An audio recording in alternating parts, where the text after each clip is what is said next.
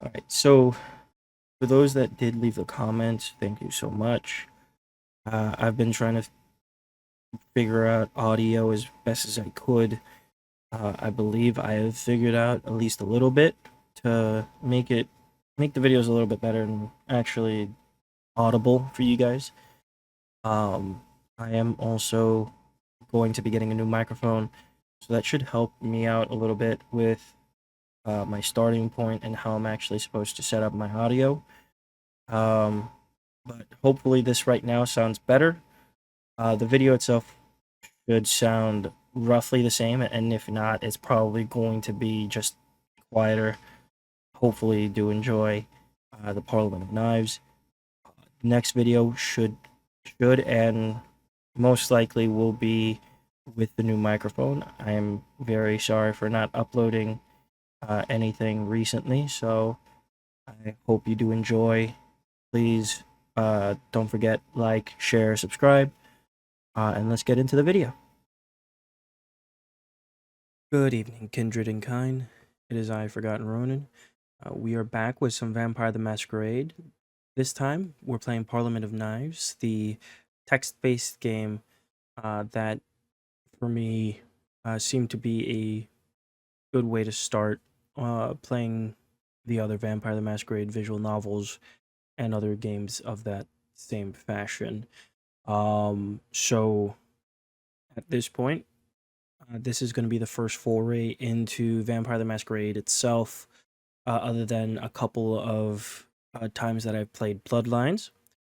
Uh, and at this point, I would prefer just trying out the new games and seeing how they are. And I do know that these aren't new in the sense of they didn't come out this year or last year, but they are new to me. So I will do my best to uh, read in a good way, but also try to make it my own as it is my own playthrough. So I do hope you all enjoy, and well, let's just get right to it. As we begin with Chapter 1 Incursion. I extended a hand to the rabble in the spirit of friendship and tolerance. Such forward thinking always foments dissent. As I might have learned by studying the mistakes of my mentor in the glory days of London before Mithras's return. Modern mortals have a saying for this: no good deed goes unpunished. From the Journals of Arundel, the Prince of Ottawa. There is blood beneath your fingernails, remnants of a nightly ritual that has somehow become your routine. Your hunger stirs deep within, lured by the scent, but you cast it from your mind. There are more important matters afoot. The full moon casts its ruddy blessing on the blood hunt, spiriting your band of assassins through the long cast shadows among the irregular peaks and valleys of an unattended construction site. You lance through the night, a deadly arrow seeking the heart of a vampire you'd heard much of, but never knew. Robert Ward defected from the high society of Ottawa's Camarilla elite to endure in the filth among the clanless and the anarchs. Long years of leisure befitting your rank have left your survival skills blunted, but the thrill of the hunt has brought old instincts once thought forgotten back to the surface. Seething with untapped potential, you know this to be true.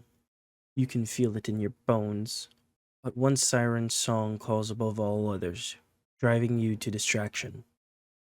There is blood beneath your fingernails. Your feeding before the hunt had been a hurried one, and you'd left your victim dazed as you dabbed your mouth. Sheriff Key impatiently ushering you to join his motley band of kindred and mortal mercenaries for the hunt. The smell of blood on your fingertips conjure images of the mortals shivering while you slaked your thirst, their wide doe eyes glassy and empty of concern. In the decades since your embrace, you've distanced yourself from the horror of your nightly existence. not the least of which was divorcing yourself entirely from the indelicate art of finding your own victims. I feed from the veritable menagerie of mortal vessels employed by a powerful kindred, Alicia Gray of Clan Toreador. My manservant Gerard is responsible for catching and sedating my prey.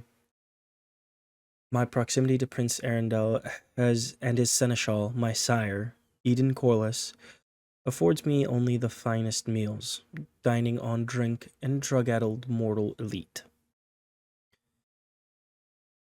So, for me, I'll always choose not being in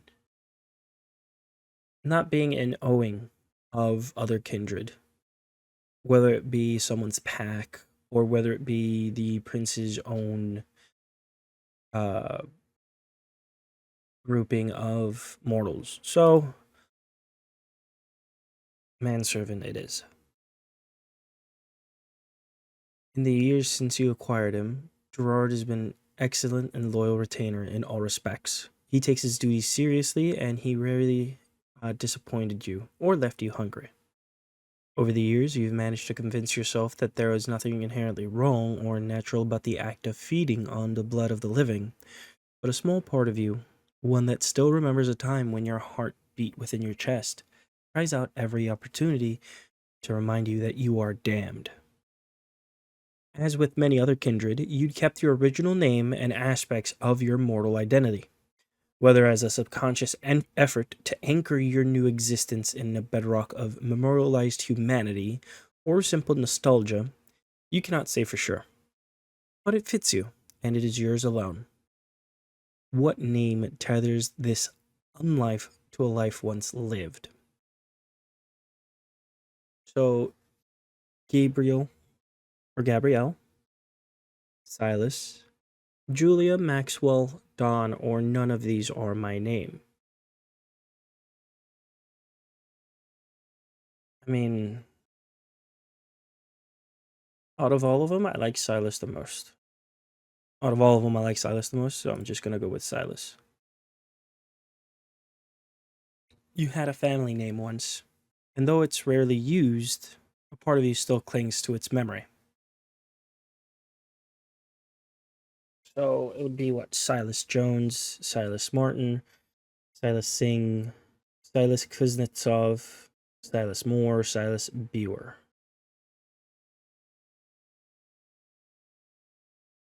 Let's make this difficult.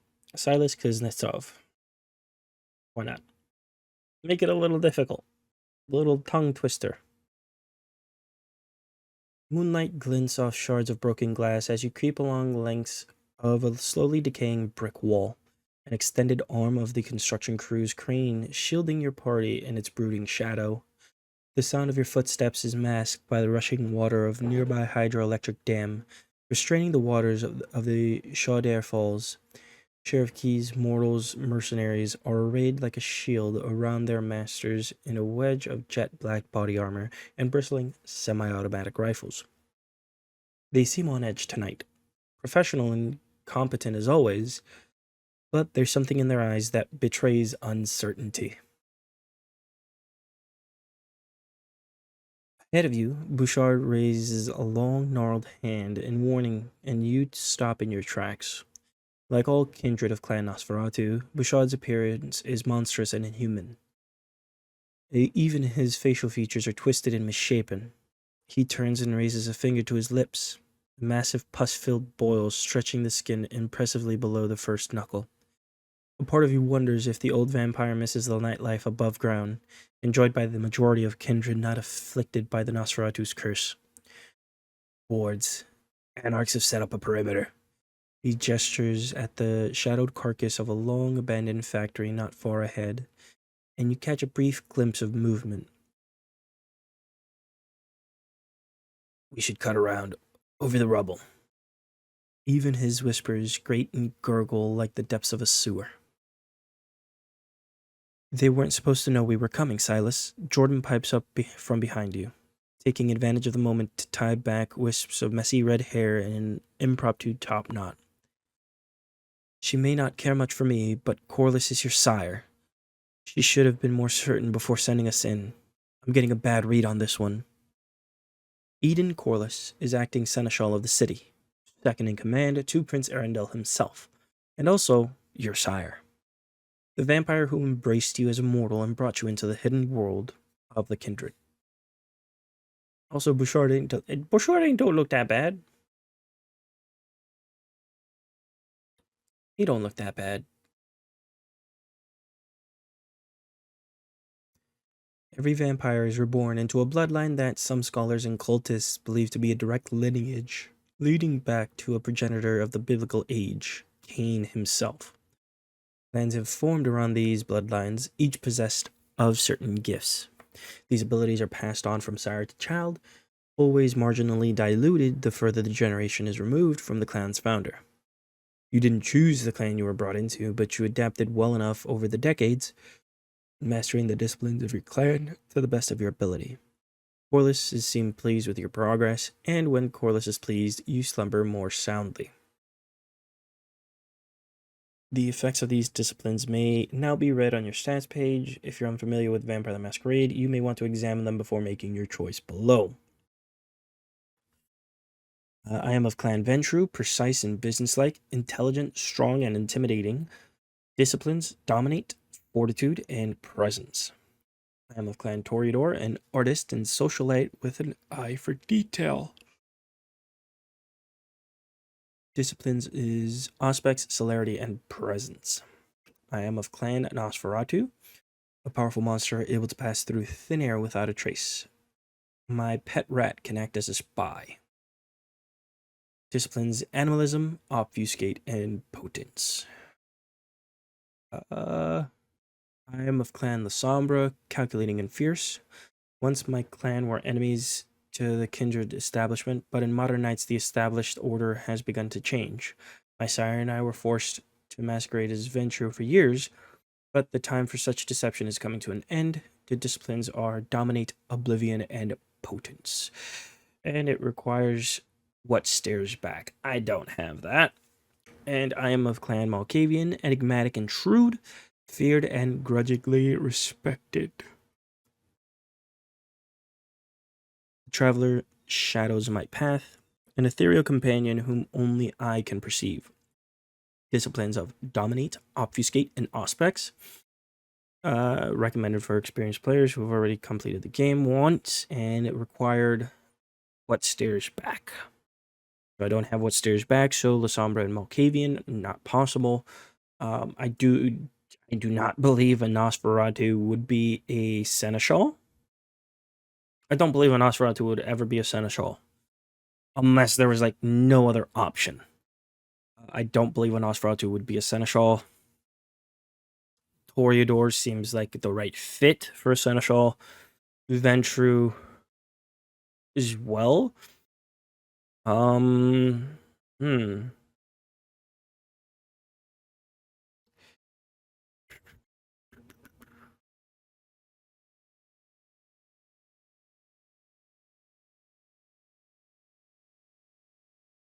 Do I want to move fast, see things, and be able to awe people in my presence? Or do I want to awe people in my presence, be stronger bodied, and control people? I like that first one. Let's go, Ventra. Blue Bloods. The other clans all call you your own, at least when your backs are turned, and they can be sure none of you are listening in. Eden Corliss has groomed you for high-ranking positions since the moment she drained the life from your mortal body, and she was strict in her discipline as she was stoic when meting out punishments for failure. As her child, your behavior reflects on her capabilities, and failure is simply not an option. Silas, Jordan asks, watching you quizzically. Sheriff Keep has paused behind Bouchard to watch you in obvious impatience. Jordan was right, of course. Your sire surely did her homework before sending you out here, and she put too much work into you to send you into a trap unawares. That can only mean something has changed, and the Anarchs are on the move. Perhaps making some kind of power play. It's up to your bend, to stop them before they can threaten your prince's domain during his absence.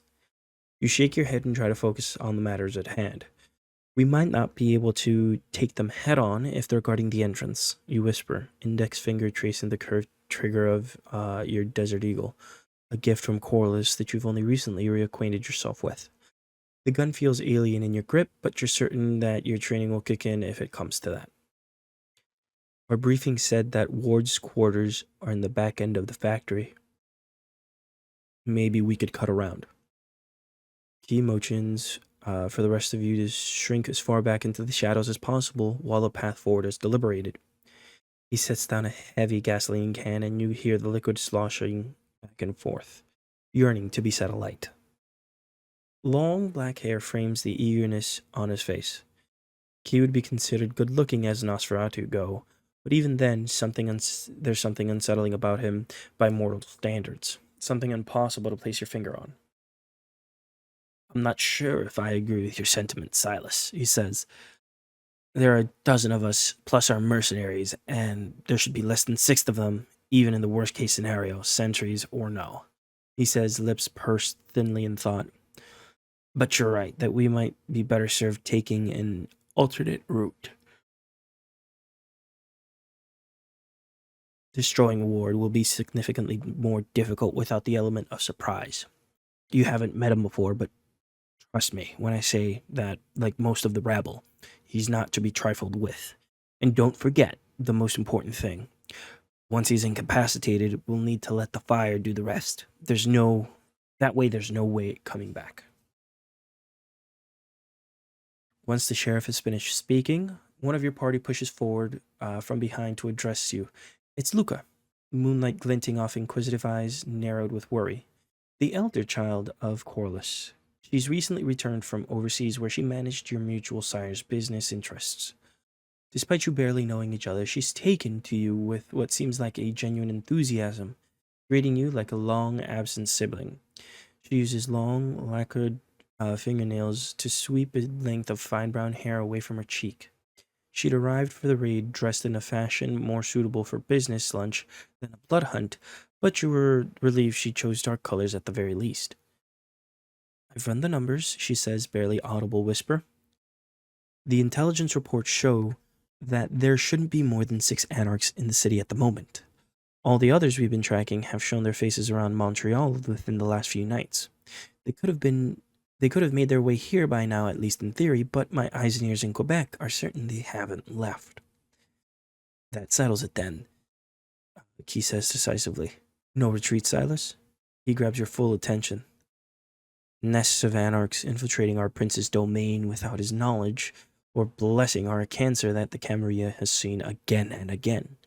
And it's only gotten worse since so many are in the Bruja and the Gangrel clans defected to join them. If we leave them here to fester, there are a masquerade breach waiting to happen. The masquerade, the one set of rules almost all civilized kindred can agree upon. Mortals can never be allowed to learn about the supernatural reality that encircles them. Nothing is more important to a vampire in modern nights.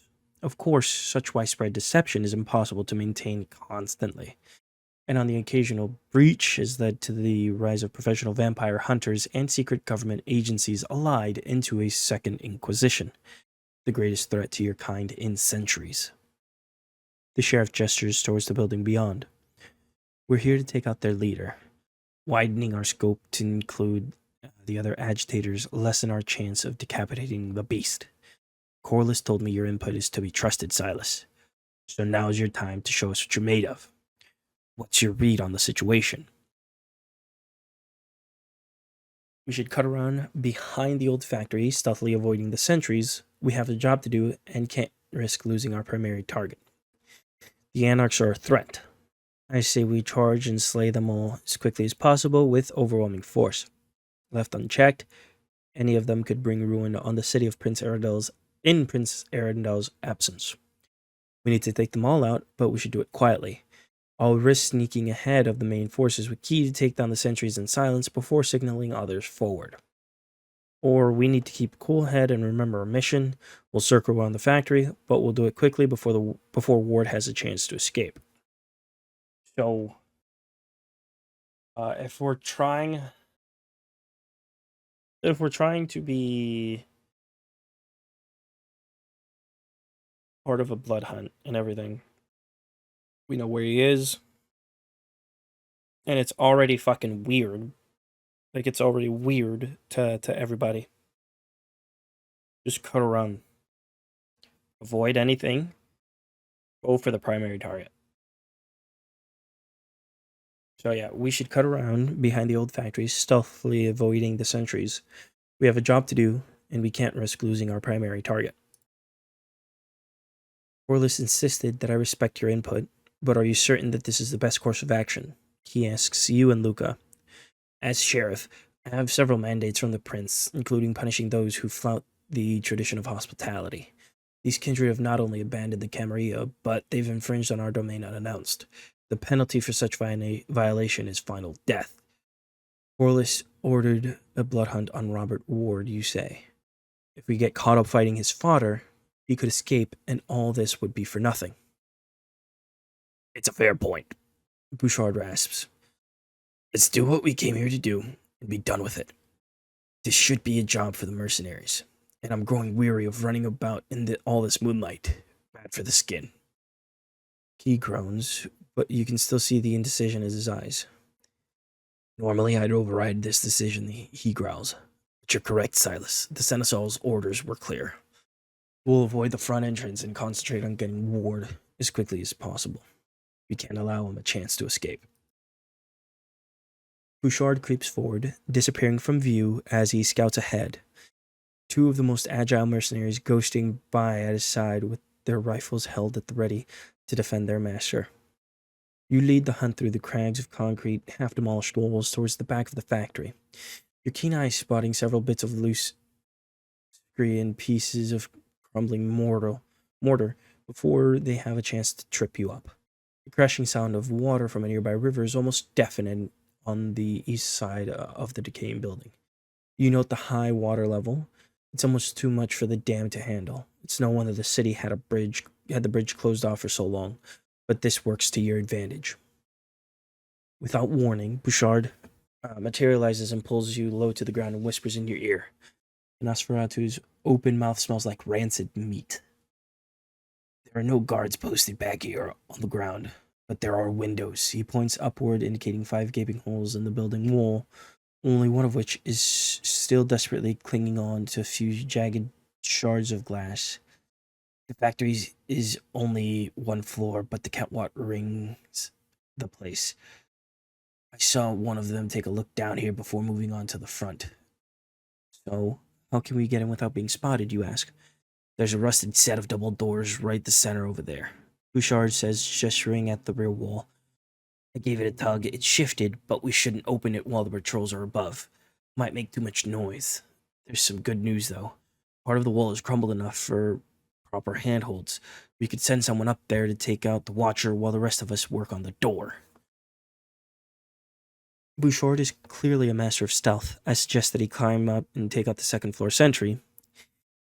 His incredible strength is unmatched. If anyone can climb that wall by hand and take out the sentry in a matter of minutes, he can. I'll do it myself. I'm graceful and confident enough to climb the wall with ease and take out the guard before they could raise an alarm.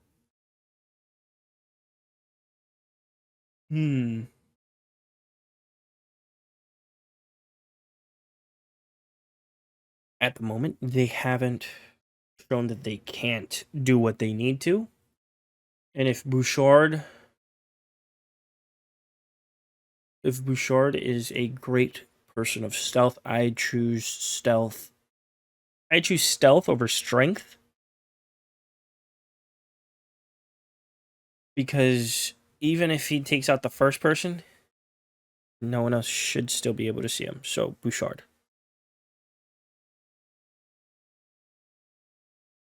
If it will get us out of here faster, I'm all for it.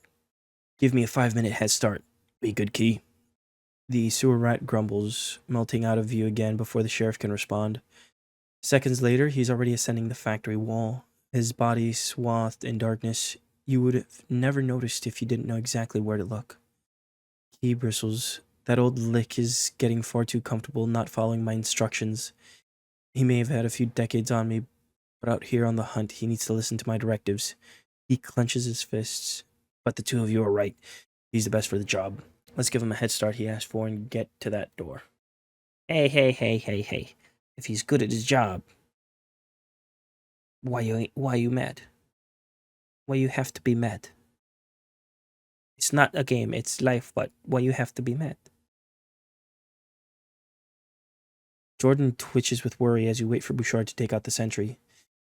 Did Corliss ever tell you why she sent us on the hunt?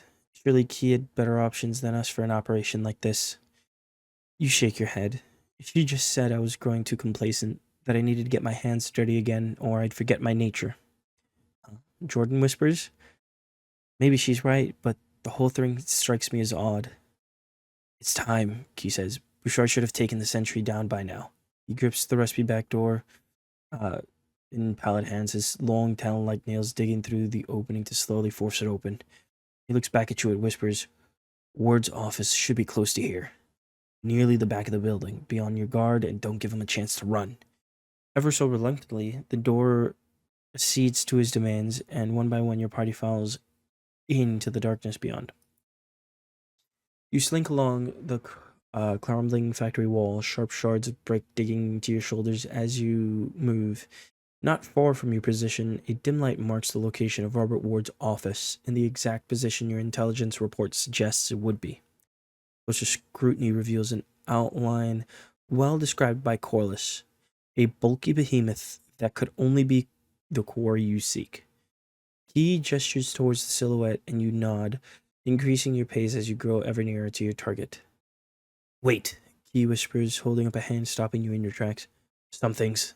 A sharp electrical crackle is the only warning you get before dozens of floodlights blaze to life, immediately followed by an ear-splitting clatter of gunfire as men and women swathed entirely in black emerge from hiding on the catwalk above. Below, two feral-looking kindred advance, their fingernails unnaturally lengthened into deadly claws.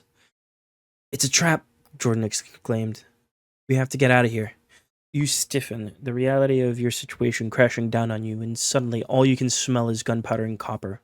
Years of privileged unlife as one of the Camarilla elite have atrophied your primal instincts, and while you're forced to be reckoned with in a one-on-one fight, you haven't the first idea of how to contend with an ambush of this magnitude. There, Luca pointed, pointing at an old stairwell nearby wall, where you can take shelter and plan a counterattack. Let's move! A bullet slams into her shoulder, throwing her back several feet before she manages to shrug it off and stumble back towards the group. Let's go! So, fortitude. I can shrug off a hail of gunfire without meeting final death. Not only can I distract the snipers, but I can also take them out of the game while I'm at it. I'm nimble enough to climb up the catwalk while the others distract the snipers long enough for me to come up from behind. I have a better idea. I'm powerful enough to smash the catwalk supports and send the snipers toppling to the floor where Key and I can finish them off. So, I would say the time for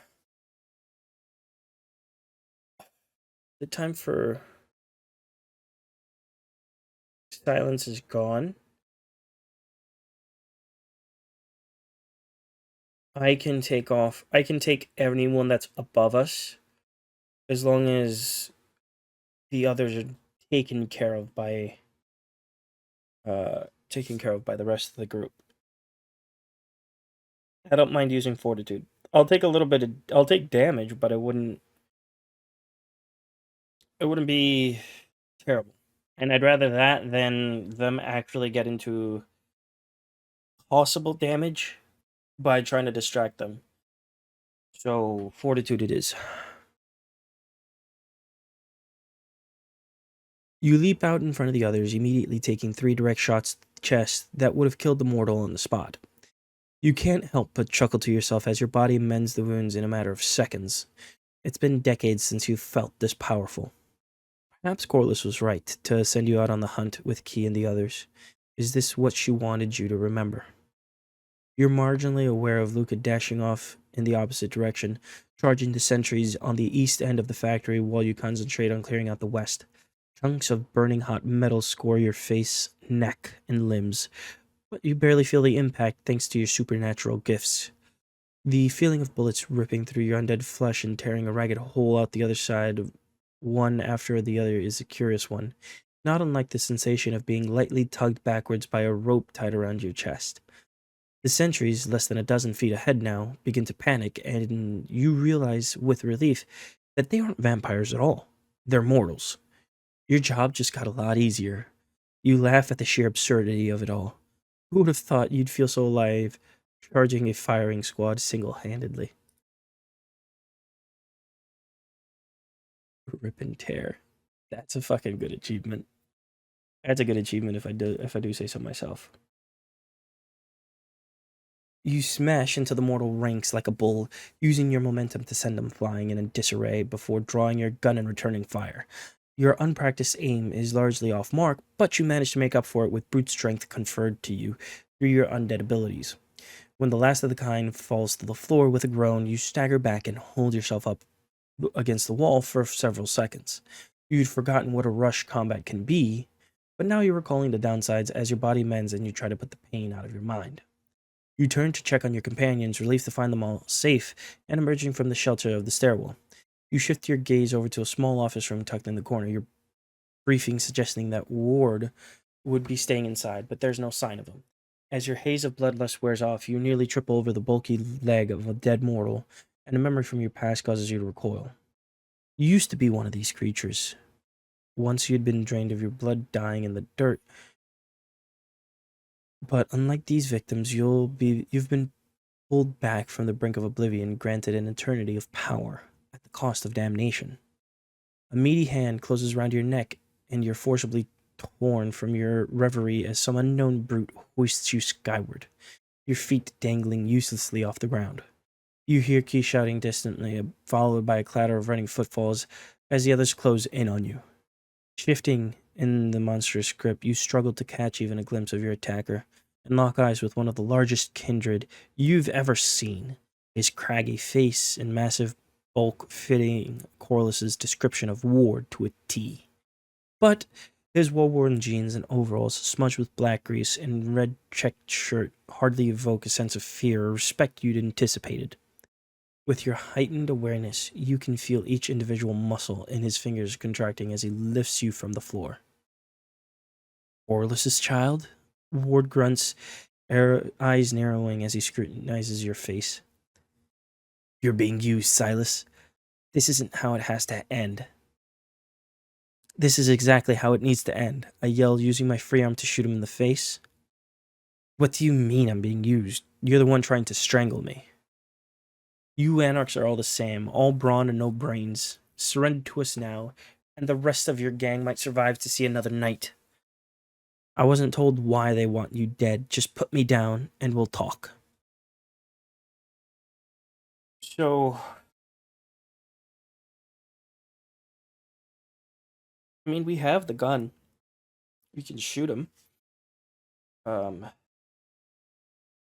what do you mean I'm being used? You're the one trying to strangle me is not something I think any kindred would really try to say. Unless they're like, no. I wasn't told why they want you dead. Just put me down and we'll talk. That is naive. And then you anarchs are all the same, all brawn, no brains. Surrender to us now, and the rest of your gang might survive to see another night. I'd rather try to shoot him with the gun.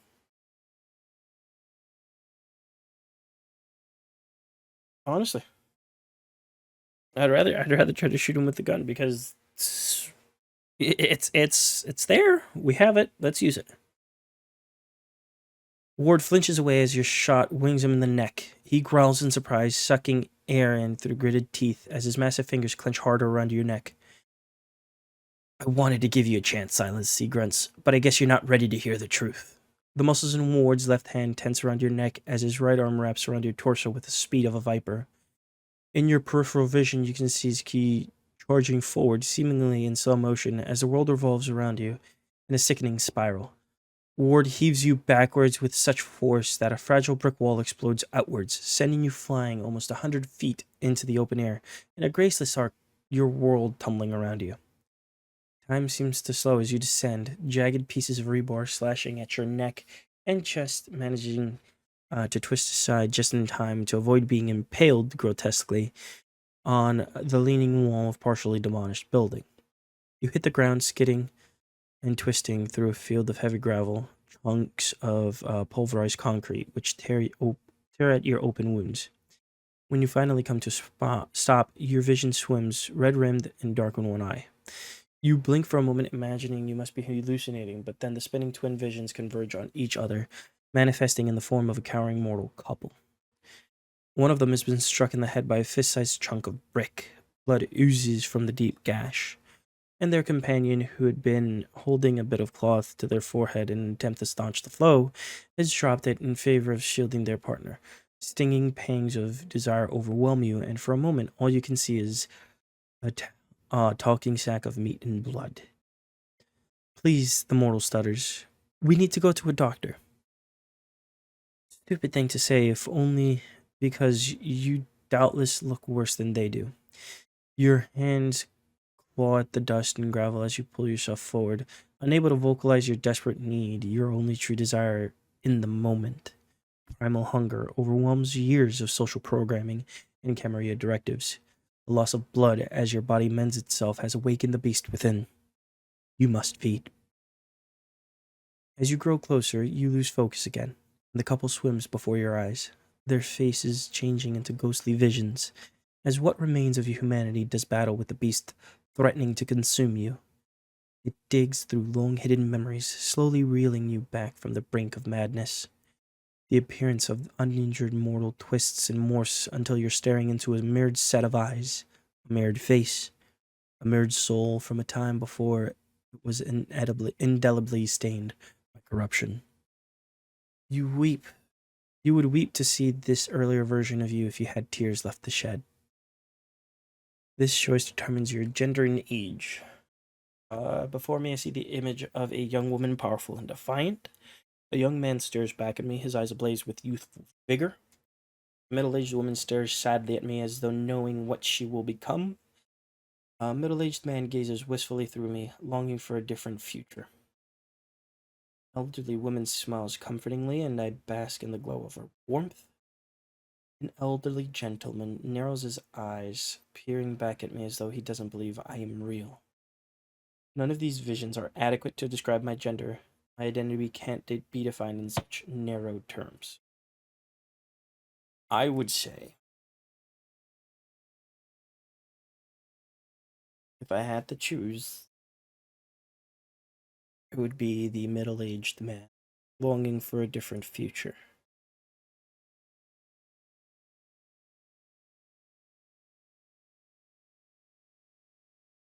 Your eyes shift away from your mirror image to his companion. A sharp pang of anguish racks your body and mind. Long forgotten memories of a partner you once cherished float before you, marred by the deep gash on her forehead, a bloody omen of an unforgivable betrayal that will never truly be forgotten, no matter how distant your own death draws you from your earlier life. Um, I see a vision of a woman I once loved, smiling and foolhardy. A man gazes back at me, face flushed with hopeful naivete. I'd never been interested in an intimate relationship. It's not a lover I see before me, but the face of my closest and most loved friend. My lover transcends the boundaries of gender. They always had hope for for a brighter world right up to the end. Um,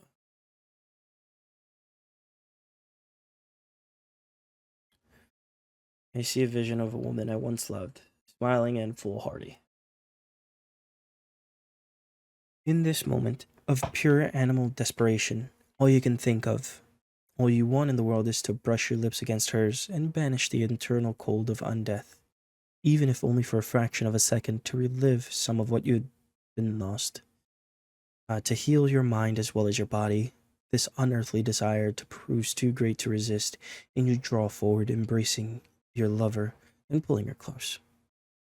She struggles at first, but eventually yields to your touch, a deep groan of pleasure on her lips.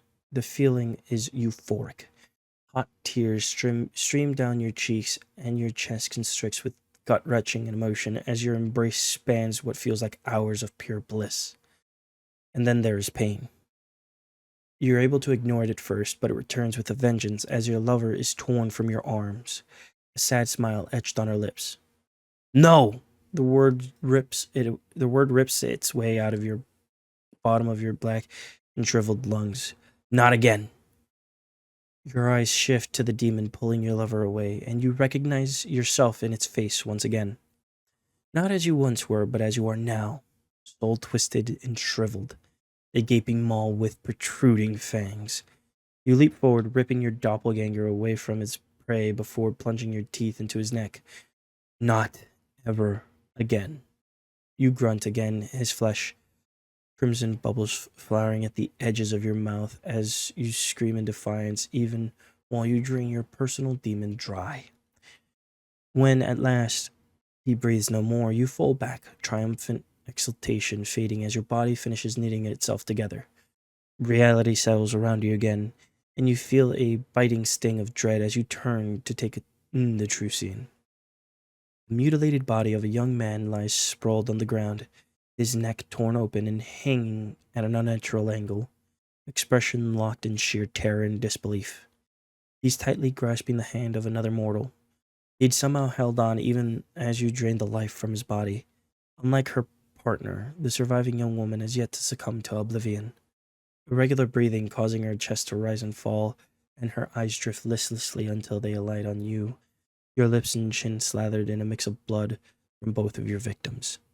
She tries to scream but finds herself unable to summon the necessary breath, and all that comes from her lips is a pitiful squeak of a prey animal. She's dying.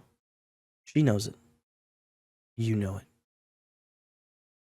I don't want to die here, she rasps, her knuckles going white as she clutches her dead partner's hand.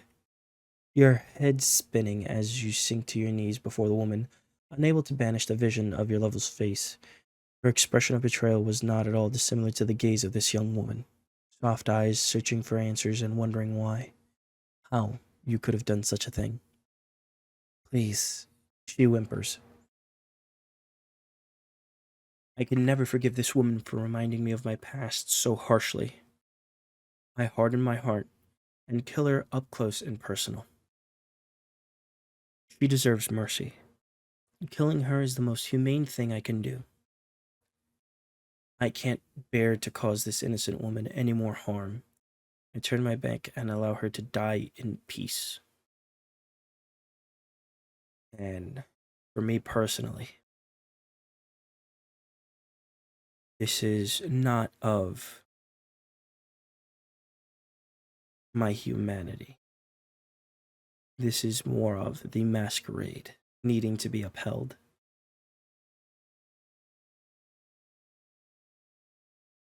He cannot be left to live.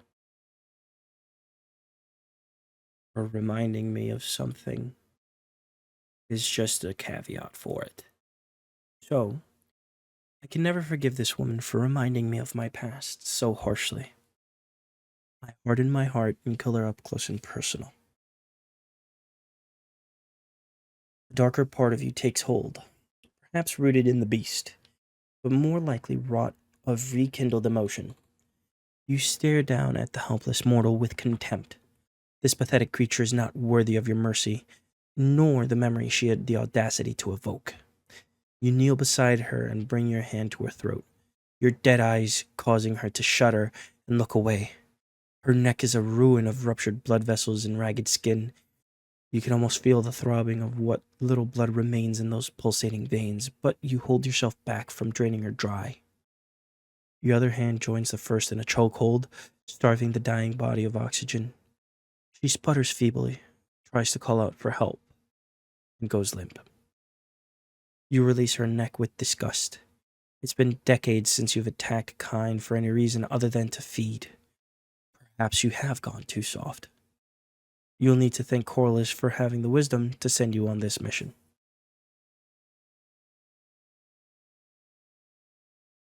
Your newly mended legs carry you over the stony grit with remarkable strength. Your renewed sense of vigor immediately apparent as you tread the uneven terrain. The crashing churn of nearby dam might largely mask the sound of gunfire if you didn't know to listen, but sporadic bursts indicate that the battle is still in full swing. You round a large pile of dirt approaching the building from the rear when you hear a guttural shout of warning from within. The factory abruptly explodes in a fiery conflagration, showering you in an avalanche of brick, wood, and concrete debris.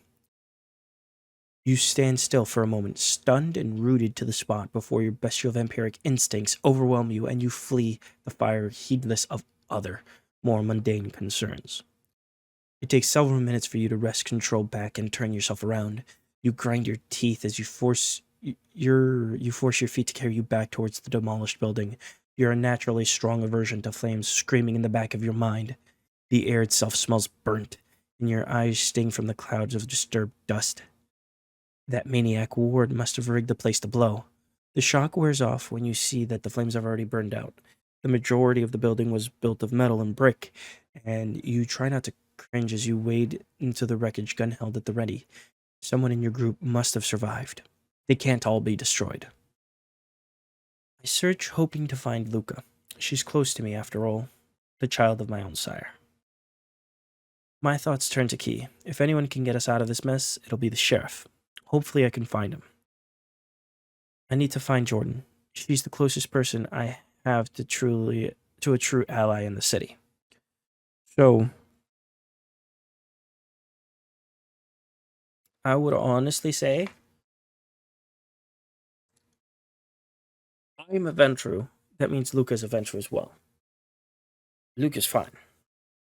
He's the sheriff, meaning he is strong and able to take care of themselves. I'll find Jordan. Everybody else has the ability to protect themselves. I just don't know about Jordan. It takes several minutes of digging, but you finally discover Jordan trapped beneath a fallen support beam. She gasps in pain, reaching out as you shift a heavy piece of hot metal to the side with a monumental heave. I knew you'd come, she says, but you can see in her frightened eye that she was sure of no such thing. We had Ward on the run. Key was sure we had him. Is that when he set the explosives off? Did you manage to finish him? Are the others okay? Explosives. Jordan nods, wincing. Portions of her neck are covered in a fine char, which you know from personal experience would take several nights to mend. We need to get you out of here, you say urgently, pulling her up to her feet. You're in no shape to put up a fight. Don't worry, Jordan says, shaking her leg, grimacing as something pops back into place with a wet crunch. This isn't where my story ends. You wrap an arm around her shoulder and support her weight as you weave through the labyrinth of rubble. But I'm starting to wonder, she mumbles, lost in thought for a moment. If I didn't see the blast coming, what else could I have missed? She sucks in air through her teeth sharply before pushing you away from her. You stumble to the ground, caught off guard by the unexpected shove, more injured by the unexplained slight than any physical pain. One of Ward's sentries steps out from behind a snaggletooth column and fires through the air where you were less than a second ago, and you can hear the bullet chip the concrete foundation behind you. Above, Jordan replies to the crack of gunfire calmly in a disturbing monotone voice that you've heard once before. Drop your weapon. A brief moment's hesitation, and the man does as he is commanded. The gun clatters to the ground. Sit. The mortal does so immediately. No matter how many times you see such mental abilities in practice, it never becomes any less awe-inspiring. Jordan hunkers down next to the man on bent knees, weight resting on her toes. She places her index fingers and thumbs along the length of the mortal's forehead and speaks softly enough that you can't quite make out what she's saying. The man shivers, looks up at Jordan warily before grimacing in disgust and gets to his feet. You can tell by looking him in the eye that Jordan has rewritten his memories. No monsters, no vampires, just people killing people. I can't believe they left me here to die, the man says in a thick French-Canadian accent, spitting on the floor with a snarl as he checks the readiness of his weapons. A sharp knife glimmers on the ground below him where he must have dropped it during Jordan's mental manipulation. If you hadn't saved me, I might have. He reaches out to shake your hand. Thank you. I shake his hand like nothing is wrong and let him go. Asking questions might ruin Jordan's work.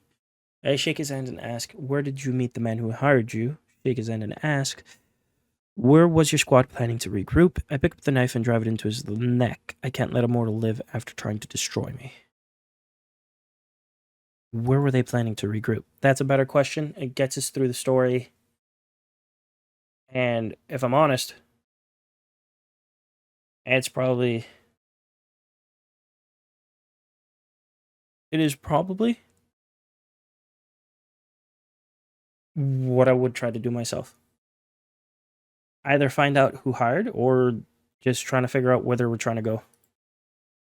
You take the mercenary's hand. It's slick and gritty with perspiration mixed with powdered concrete dust. He shakes it warmly, and you imagine that in whatever fiction Jordan spun in his mind, you were influential to his escaping with his life. Where does your squad plan to regroup? You ask, hoping to come off friendly and familiar.